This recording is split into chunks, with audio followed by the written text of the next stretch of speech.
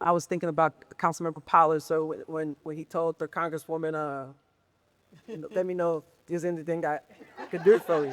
And I'm sure she said, I won't be calling you. I'm sure she said it. Positive of it. Mayor, to the Lee family, to all of you that are here, good morning.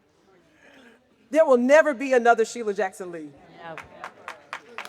Not in Houston, not in Congress, not on this globe, not in our lifetime. I first met her in 1998 at the George R. Brown Convention Center. I think she was in her second term at the time. The gentlewoman from Texas. She walked in the room a little late, but she was a force even then in her second term, and the room split. From that moment, I remember following her career and following her work, and more importantly, following her voice.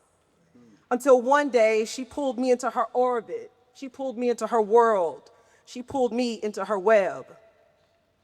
She valued when people got things done. Gerald, that's right, because you couldn't be lazy around the Congresswoman, okay? She respected you when you got things done. And so most don't know, Erica does, but most don't know how deeply her loss impacted me. To me, Sheila Jackson Lee would always be. She always won. She always would rise to the top. If anyone had a challenge, I knew Sheila Jackson Lee would make it. And today is a symbol of her rising to the top as we rename this terminal. See, to me, she was bionic.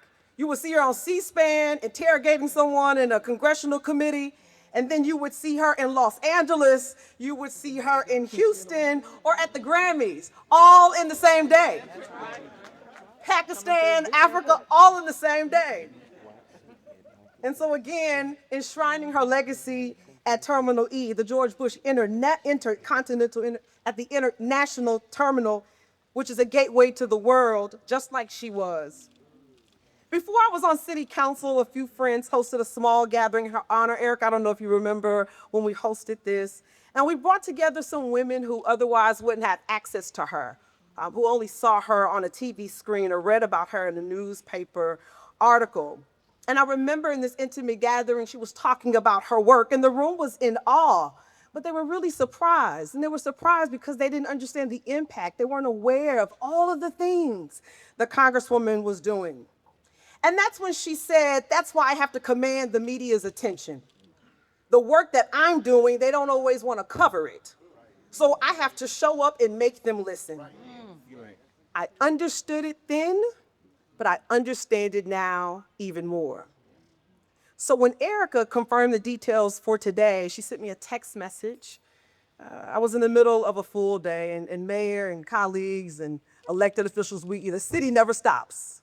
I don't know if they told y'all that, but we don't really get any breaks. So it was a really fast day, and I remember taking a pause to really think about the weight of this moment. Because today is truly, truly special. So no one would have ever written a better story, at least for me, that the teenage girl she met at the George R. Brown in the 90s would have a very small role in permanently preserving her legacy at one of Houston's most recognizable institutions. So here's my benediction. May the travelers from around the world come to know her name. May they come to know her work.